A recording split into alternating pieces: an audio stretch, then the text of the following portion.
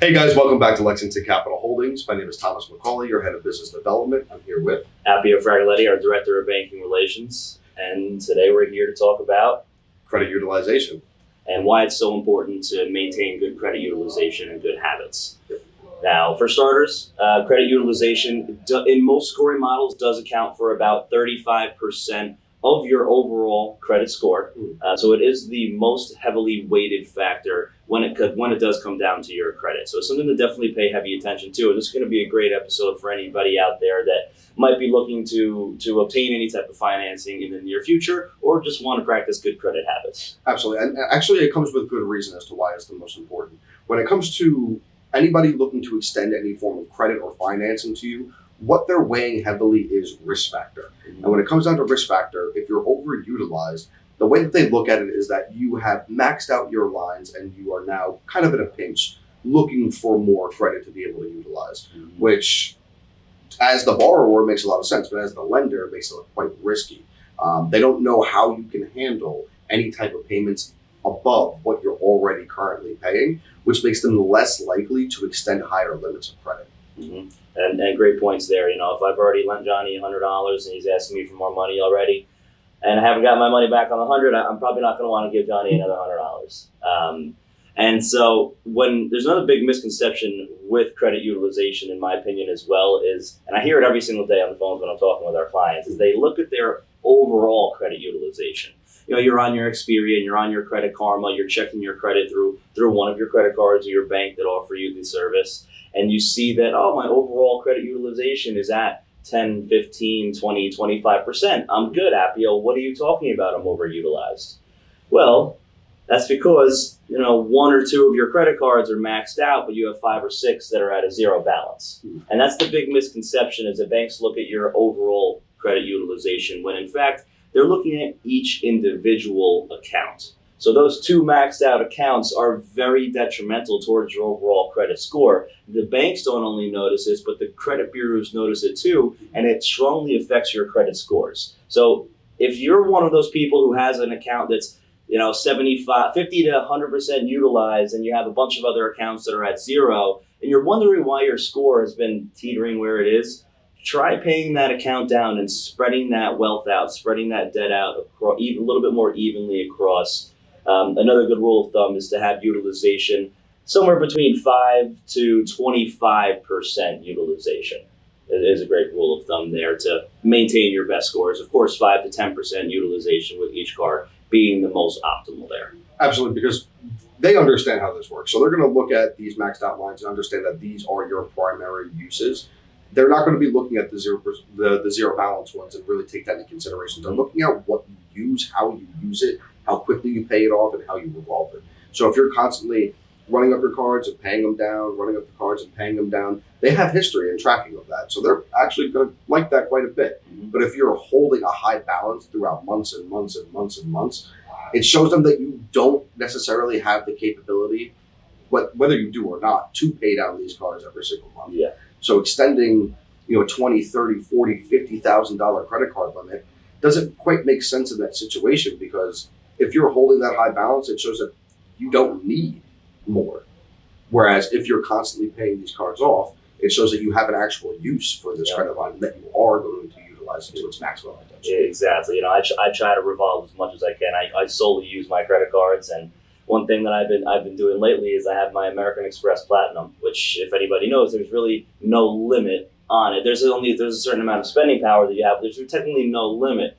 And so when I realize I'm having a heavier spending month, if I notice that this might be my heaviest spending month, I'm gonna actually spend a little bit extra on that card, because it shows on your credit bureaus what the most you have ever spent is on that account, which can somewhat be accounted for your limit in a sense when the banks are doing underwriting on your file there.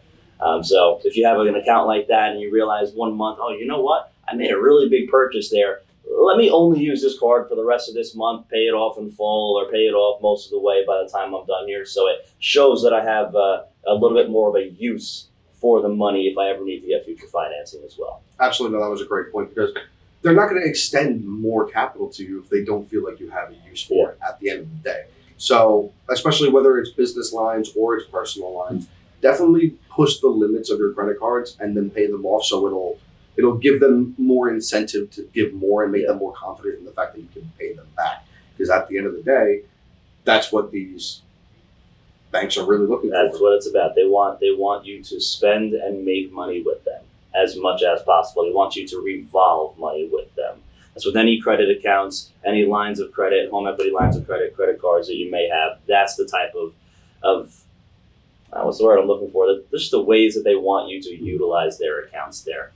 And so, like Tom said before, if you do push those limits 3 months in a row, you nearly max out one of your cards and you pay it off in full or almost in full for 3 months, odds are your bank is probably going to automatically give you a limit increase without you having to ask for one.